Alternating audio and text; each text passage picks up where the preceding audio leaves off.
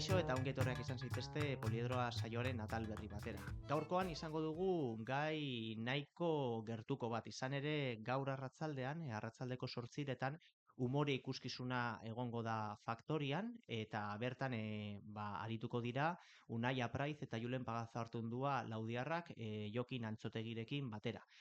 Hori dela eta, Unai eta Julen gonbidatu ditugu gaurko saiora, bakarrizketen mundu honetan nola murgildu diren azaltzeko, arratzaldeko emanaldia nola prestatzen ari diren komentatzeko, eta orokorrean umoreaz eta Euskal Herrian euskeraz geroz eta gehiago egiten ari den stand-up modalitateaz berba egiteko.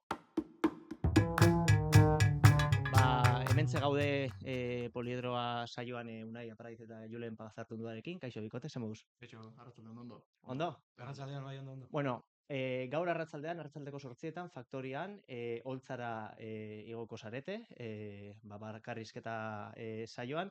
Nola zabiltzate? Urduri, pres? Zintzu dira dituzuen sentsazioak?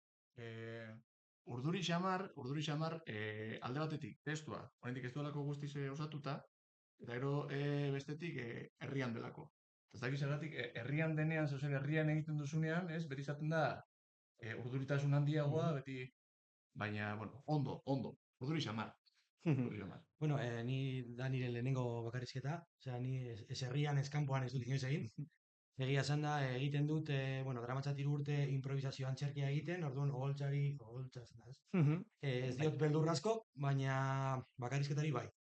Humore horrela egitea, ni beti egin ditut txisteak, eta hori valor seguro, baina bakarrizketa askoz ere zailagoa, nire ustez. Horregatik dizkate urduritasun handia.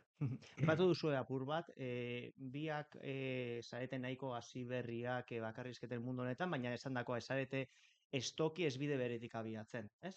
Zu Julen badara matzazu, ez da, okeres banago, holtzari goko zaren lehenbiziko aldia, zuek kasuan Unai agian, badaukazu bilbide luzagoa, baina beste esparru batean, oraingoan estreinakoa, ez? Bai. Zein izan da zuen bidea orain arte, eta zergatik erabaki duzu orain urratsa, ez, ematea? Bueno, esan duen bezala, daramatzat 3 urte improvisazio antzerkia egiten, eta improvisazioak berez ja barreak eraiten ditu. Ez duzu zer prestatu behar.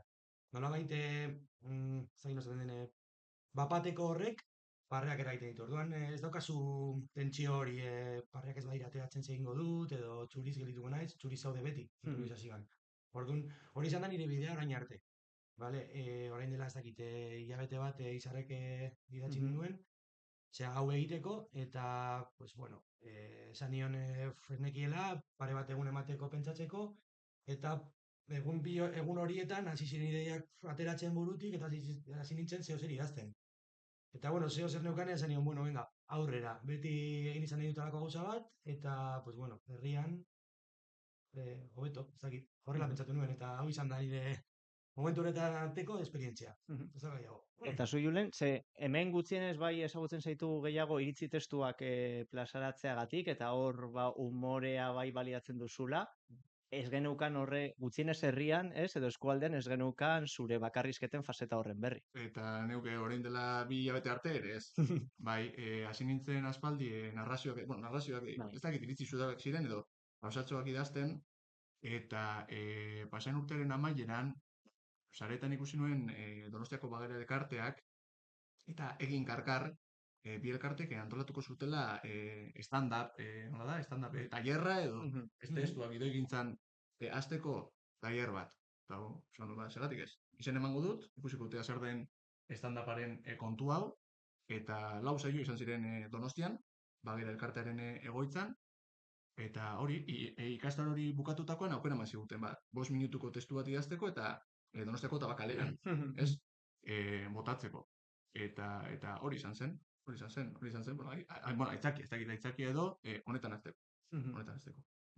Eta, aipatu duzue, bi kasuetan ez, nolabait okeres banago egiten duzuena bada, ari zaretena egiten, da, idazketa prozesua, ez? Eta gero hori holtzara eramateko, entzegoak eta.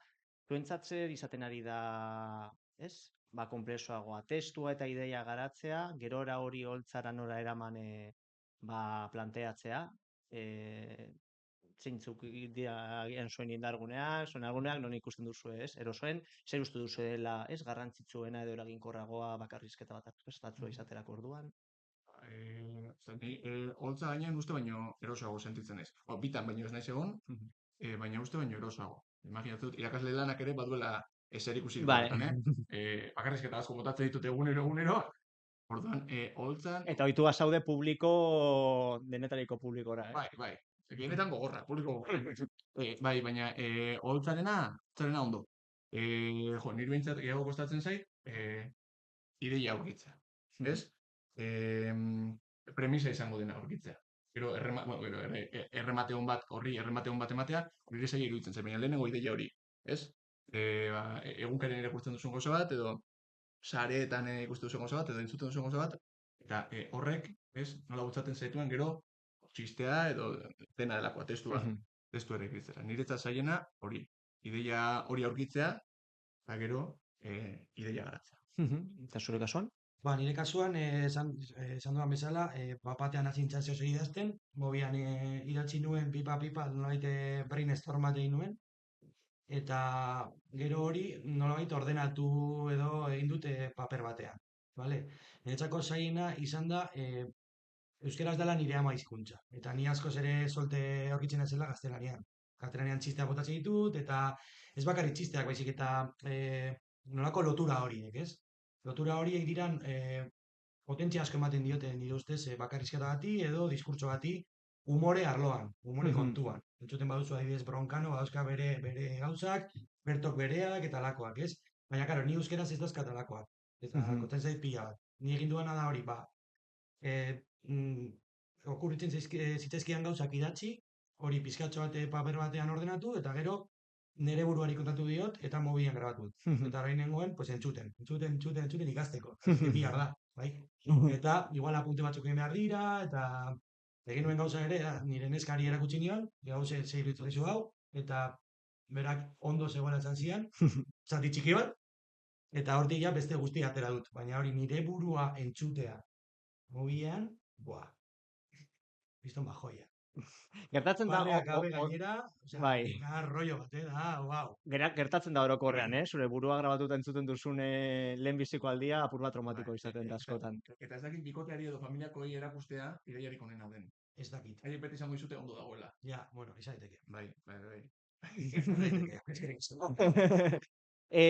Aipatu duzu hizkuntzarena, horren inguruan ere galdetu nahi nizuen, ez? Ze, bueno, orain justo azken urteetan bai garatzen joan dela bakarrizketen esparrua euskeraz eta zuek zatozte zentzurretan baizadete bi profil nahiko ezberdin, ze zure kasuan euskera irakaslea izan da, ez? Badaukazu ohitura gainera jendaurrean publiko exigente edo kasu batzutan hostil baten aurrean euskera hitz egiteko, zure kasuan, claro, ez da zure ama hizkuntza eta daukasun ere umore, ez?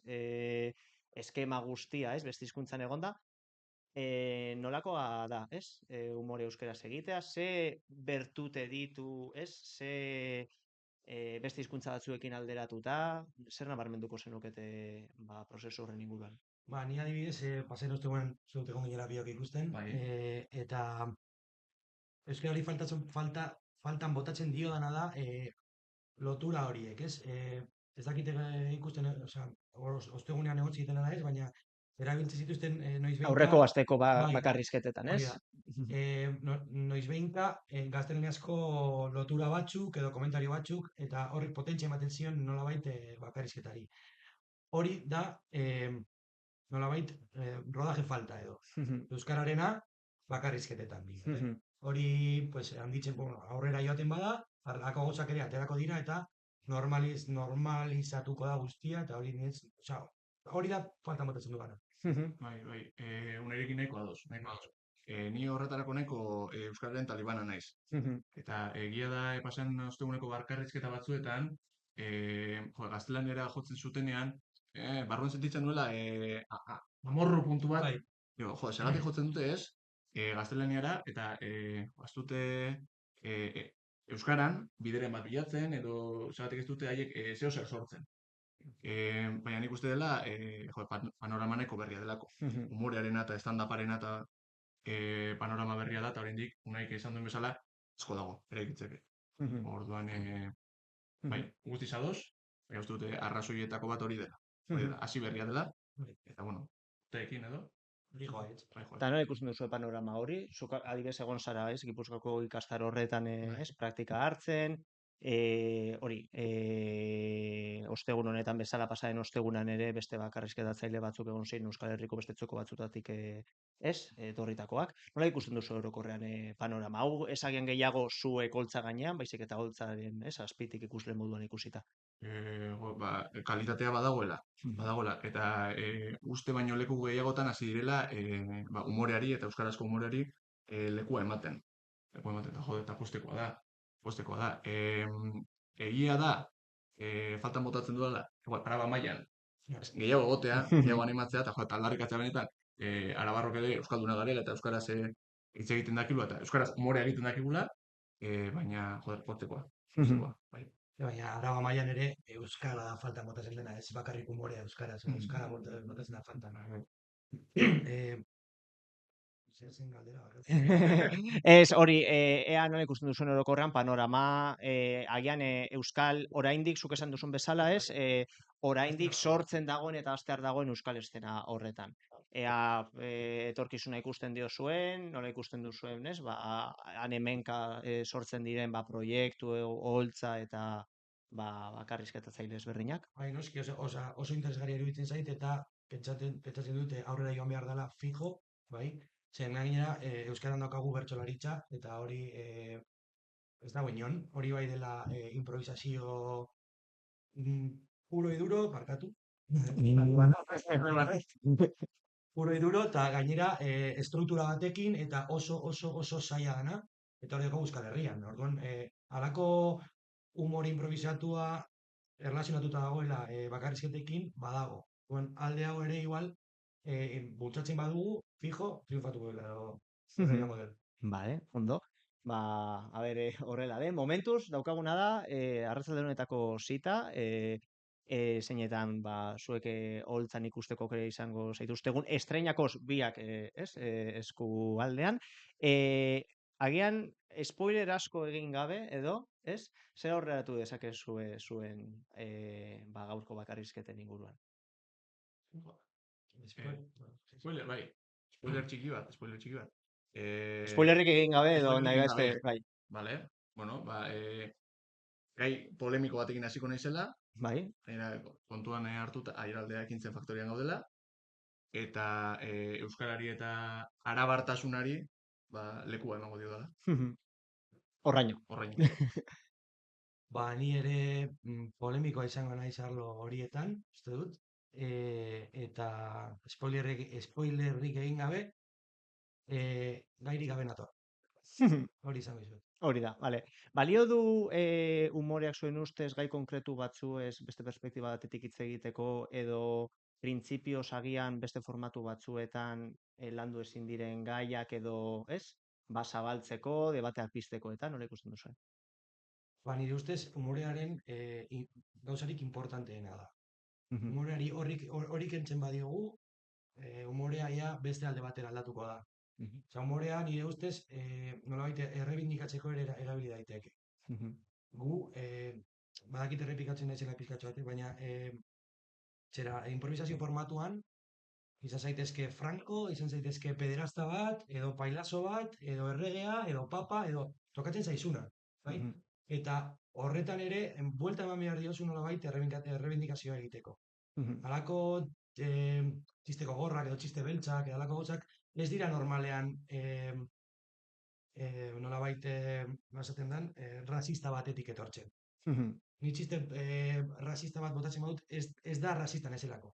Baizik eta hori errebindikatzen duelako. Hori, exagerazio bat da, normalean, eta txiste bat da, bai, baina nire aldetik botata ez da horretarako, baizik eta bisibilitatea emateko. Bai, segun ere, humoreak ere badaukala, bere kontestu edo segun nondik nora egiten den, ez? Zu esaten baduzu adibidez, ez dakit, mitikoa da txiste gogor bat, apaizena eta umeena, umeekin, arlo hori edo gai hori, bai, baina zu txiste horrekin, horri nolabait bisibilitatea ematen diozu. Bestela, askotan, medioek hori tapatzen dute, edo estaltzen dute, ez? Eta, ez dakit, da nire ikuspuntua, ez? Eta zu? Bai, askotan humoretik aldarrikatu ditzakegu, salatu ditzakegu, unek esan duen bezala, seriotik, ez, aldarrikatu edo esan ezin ditugunak. Azkenean humorearen aitzakian egiteak ere babesten zaitu. Ez, unek esan du nik txiste arrazista bat botatzen dut, baina jendeak badaki, nik, bueno, ez duela benetan esaten, eta horrek balio duela ez, bagaiari ikusgarritasun handiago emateko, eta orduan, bai, humoretik, seriotik kontatu, aldarrikatu, salatu ezin ditzakegun gauza asko, salatu, aldarrikatu eta esan alditu. Eta, bueno, gaurko zitaren ostean, ez, aipatutakoa, berez mundu honetan hasi berriak zarete, nola ikusten duzue? Gaurko emanaldiak, ez, ze puntutara arte, ez, baldintzatu dezake gerora, ez, emango dituzuen urratsak, edo aurriki daukazue apur bazin den, ez, plantatzen duzuen bidea, esparru honetan, edo gaurkoen berare tantatuko duzu. Imaginatzen dut, gore ezberdinak, ez, egongo direla. Bai, gaurkoaz aparte, hilabete honetan baditut beste bi. Orduan, Bai. ontur zaude, ez? Bueno, ontur, bai. Dirurik apenas ikusten dut, baina ontur, bai. Ez dakit honek, bueno, balieko digu, ez herrian, eta, joder, lagunen eta herritarraren aurrean, erakusteko, zatokon kontatzeko, eta kontatzen dugun hori, aldarrikatu nahi dugun hori, euskaraz kontatu eta aldarrikatu aldugula. Niri horrekin nahikoa zait. Ni uste dut herrian txisteak bota dituan ez, dela pillo, fama hori badaukat. Baina ez dut hau inoiz egin, orduan bidea, ez dakit, gaurko arratsalde arte doa, ez dakit gero zer etorriko den. Egin dut hori eta jendeak ikusi duenean Instagramen eta horrela zanik, botako duzu. Botako duzu, ez dut inoiz egin. Txisteak bota zitut, dira perroi segundo, ez da 10 minutako edo 5 minutako bakarrizketa bat, orduan ez dakit nola atrako den. Jango gara ikustera, baina ez dakit nola atrako den, ez dakit ibaian amaituko dudan, edo ondo, ez dakit. Bale, printzipioz zita horrekin geratzen gara, gaur arratsaldeko 8etan, zue biokin holtzen ikusteko aukera, doan gainera, faktorian, hori ere garrantzitsua dela, hau da, gustoko ez baldin baduzu, pues bueno, gutxienez, ez duzu dirurik sautu, solik denbora, ez? Eta hori, sorte hon, gaurko emanaldirako eta hurrengo arte. Esan behar dugu, maila egongo dela gutxienez, ordainduko dutenaren altuerara. Maila gutxienez horregongo da. Horregongo da. Gutxiago, komplikau. Oso ondo, eskerrik asko. Bai.